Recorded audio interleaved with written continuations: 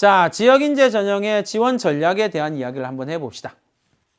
지역인재 전형이다라고 이야기를 하는 건 앞서 이야기했던 것처럼 자격 기준이 조금 명쾌하게 나타나요. 그 지역에 있는, 근데 사실 생각해보면 이렇게 생각할 수 있죠. 나 대체로 그 지역에 있는 고등학교에서 크게 뭐 이러니까 그죠. 지역인재 쓸 수 있는 자격이 웬만하면 다 가질 수 있거든요. 그러니까 전체적으로 모집 인원이 지속적으로 조금씩 증가하고 있다라는 걸 확인할 수는 있을 겁니다. 자, 그런데 모집 인원이 증가한다라고 하면 전체적으로 볼 때는 커트가 낮아질 수 있는 가능성은 분명히 존재를 합니다. 그러니까 지역인재 전형이 이전에 비해서 어느 정도 숫자가 늘어났느냐라고 하는 걸 생각을 해보면 커트가 어느 정도까지 예측이 좀 가능하겠죠. 근데 이게 전국 단위에서 늘어나는 숫자가 엄청 많은 것도 아니지만 많이 늘어나는 것처럼 보이지만 개별 대학으로 가게 돼서 이렇게 대학으로 분산되면 개별 대학에서 지역인재 전형이 확 늘어나는 케이스는 그렇게 많지는 않거든요. 그러니까 이게 입결까지 영향을 미치지는 않겠지만 어느 정도는 미치겠지만 큰 영향을 미치지는 않을 거야. 그럼 다른 말로 생각을 해보면 전년도의 입결이 그만큼 중요하게 작용한다라는 거예요. 다만 이건 조금 있어요, 여러분. 지역인재 전형이다라고 이야기를 할 때는 비수도권에서 진행되는 전형이다라고 선발하는 전형이다라고 이야기를 했잖아요. 근데 이제 학생부 종합 전형이다. 이게 교과는 지역인재 전형의 교과 일반 학생부 교과 전형 일반하고 지역인재 학생부 교과 지역인재하고의 차이는 엄청나게 크게 나는 대학은 그렇게 많지는 않거든요. 그런데 학생부 종합 전형 같은 경우는 조금 차이가 나는 전형들이 나타나요. 근데 게다가 이 부분에 대한 고민들을 좀 할 때 지방거점공립대 같은 경우 조금 특징적으로 나타나는 것 중에 하나가 뭐냐면 학생부 교과 전형이랑 학생부 종합 전형이 크게 차이가 나지 않아요. 이게 수도권에 있는 대학은 학생부 교과 전형이랑 학생부 종합 전형이 내신 70%까지 좀 많이 차이가 나는 대학들이 좀 있거든요. 그런데 지방거점공립대 같은 경우들은 이게 엄청 크게 차이가 나는 케이스가 별로 없어요.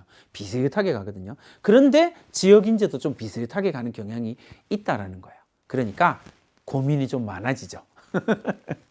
그래서 여러분들이 해야 될 제일 중요한 게 뭐냐면 내가 지원하려고 하는 학과에 대한 고민을 조금 하셔야 돼요. 그래서 그 학과에서 내가 어느 정도까지 3년 정도의 결과를 보면서 어떻게 될 것인지에 대한 예측, 경향성 이런 것들을 보고 고민을 하는 게 되게 중요하거든요. 그렇게 생각하시면 되겠습니다. 그래서 전체 모집에 지속적으로 증가하고 있다라는 것 때문에 여러분들이 입결이 전년도보다 낮을 것이다라고 속단하지는 말자. 그렇죠? 그렇게 큰 영향을 미치기는 어렵다. 생각하시면 되겠습니다. 자, 그 다음에 지역인재 전형 중에서 교과 전형의 비율이 좀 높다라는 거 계속 강조했다, 그죠?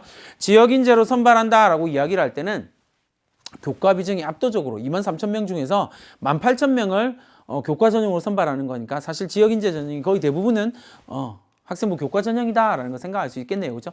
그렇다면 이제 3학년 1학기에 딱 들어왔어요. 어떻게 준비해야 되죠? 라고 이야기를 하면 이거 어쩔 수 없다, 그죠? 3학년 1학기 내신 관리를 철저하게 이 강의를 들을 때 여러분들이 중간고사를 끝나고 듣는다라고 생각을 하면 중간고사에 여러분들이 받았던 내신 성적보다 월등한 기말고사 성적을 만들어내기 위해서 노력을 해야 된다. 이게 당연한 이야기가 되겠다, 그죠? 왜냐하면 학생부 교과 전형이니까 상당수가. 이렇게 생각하시면 되겠습니다. 그 다음에 올해 조금 특징적인 것 중에 하나가 세 번째 거예요. 지역인재 전형 중에서 저소득층의 학생 대상으로만 하는 전형이 신설되는 대학들이 좀 있거든요. 그래서 지역인재 전형 중에서 저소득층 학생 대상으로 하는 전형이 신설됐다. 기회균형의 요소들이 여기에 조금 들어간다라고 생각하시면 되겠네요. 그래서 지역인재 전형에서 저소득층 학생들에 대한 대상 전형이 따로 존재를 한다. 그렇기 때문에 그 부분은 그런 자격 기준을 가지고 있는, 그럼 두 가지가 겹치는 거다, 그죠?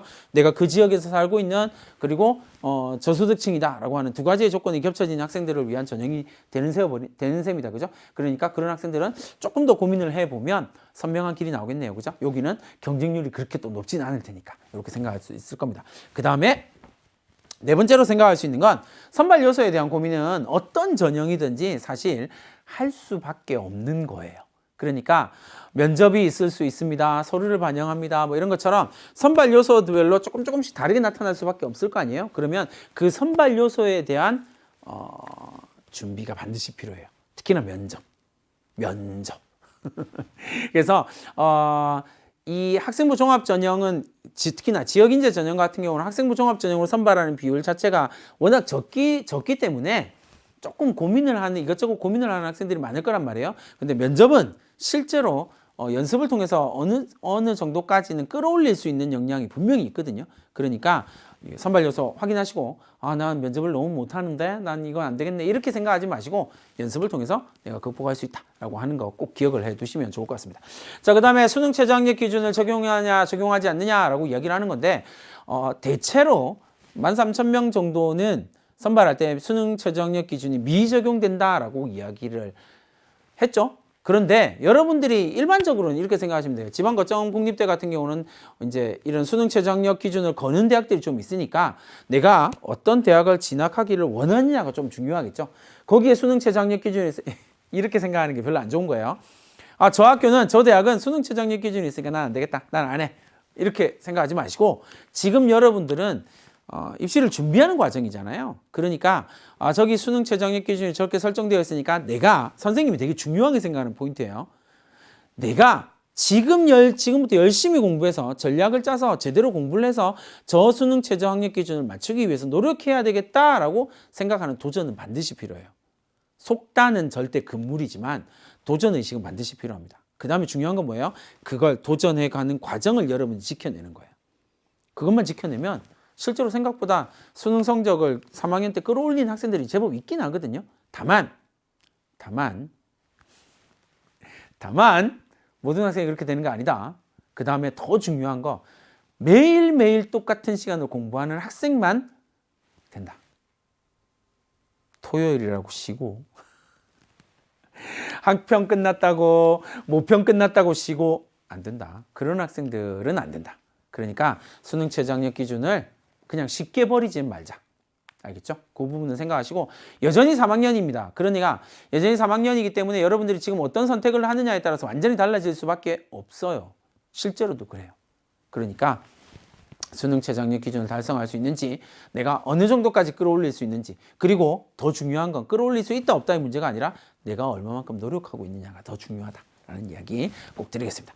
자, 그 다음에 수능 위주 전형으로 살펴보면 대체로 이제 수능 위주 전형이다 라고 이야기를 하게 되면 의예과, 치의예과, 한의예과, 그리고 수의예과, 약학과, 제약학과, 간호학과, 초등교육학과 이런 학과들이 대체로 수능 위주 전형으로 간다 라고 생각하시면 되겠습니다. 의치약한에 대한 이야기는 다음 강의에서 이어지는 다음 강의 정도에서 선생님이 또 한번 따로 정리를 해서 이야기를 할 거니까 이때 이렇게 해서 수능 위주 전형으로 선발하는 여러 지역인재에서 이런 학과들은 대체로 수능 위주로 가는구나라는 거 생각을 하시면 되겠습니다. 이건 좀 어쩔 수 없는 거다, 그죠? 자리는 한정되어 있는데 그 자리를 원하는 학생이 워낙 많기 때문에 이건 어쩔 수 없는 부분들이 좀 있어요. 이렇게 여러분들이 생각을 하시면 되겠습니다. 지역인재 전형을 지원한다, 생각한다 라고 이야기할 때 가장 중요한 건 역시 내가 일반 전형으로 쓸 거냐 아니면 지역인재 전형으로 쓸 거냐에 대한 고민이다, 그죠? 그 고민을 해결하기 위해서 여러분들이 조금 부지런하게 정보를 모을 필요는 있겠다. 그렇게 3년 정도의 입결 가지고 분석을 하는 과정이 반드시 필요하다라는 거 말씀을 드리겠습니다. 자, 입시 컨설팅 솔루션. 여러분들의 전형별 전략 특강에서 지역인재 전형에 대한 이야기를 했는데 대체로 선생님이 이제 지금까지 만난 여러 지역인재 전형을 쓰는 학생들은 만나서 이제 이런 이야기를 하고 상담하고 뭐 컨설팅하고 뭐 이런 이야기를 많이 듣는데 대체로 이제 쓸 때는 자기가 가고 싶은 대학 1, 2, 3 정하고 지역대학 1, 2, 3 이렇게 정하는 경향이 조금 많긴 하더라고요. 근데 이제 지역인재 전형을 쓴다라고 이야기를 했을 때 지방거점공립대를 쓴다라고 이야기를 했을 때도 내가 2등급 초반의 내신을 가지고 어떻게 써야 될까? 이런 고민들을 조금 많이 할 수밖에 없는 게 현실이긴 하니까 그렇다면 이제 지역인재 전형이냐 일반이냐 그 다음에 교과냐 학종이냐 이런 걸 하려면 제일 중요한 건 뭐예요? 나에 대해서 정확하게 아는 거예요. 이게 반드시 필요합니다. 나는 어떤 역량을 갖고 있지? 나는 어디에 특화되어져 있는 인간이지? 나는 내신에 특화되어 있나? 수능에 특화되어 있나? 학종에 특화되어 있나? 다만 지역인재 전형도 그렇고 학생부 종합 전형도 그렇고 여러분 학생부 종합 전형을 준비한다라고 이야기를 할 때 활동 자체에 포커스를 두시면 안 돼요. 특히나 지역인재 전형도 마찬가지예요. 활동이 많기 때문에 나는 학생부가 괜찮아. 이거 조금 별로 안 좋은 거예요. 이게 카운팅한다라고 하는 개념을 조금 벗어버리세요.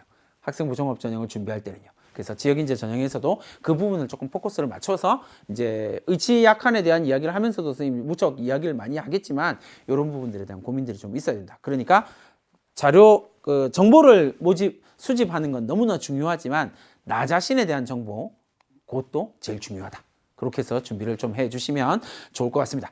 지역인재 전형을 통해서 여러분들이 원하는 그 지역 대학에서 여러분들의 꿈이 활짝 피어날 수 있기를 바라면서 선생님은 이만 물러가겠습니다. 안녕.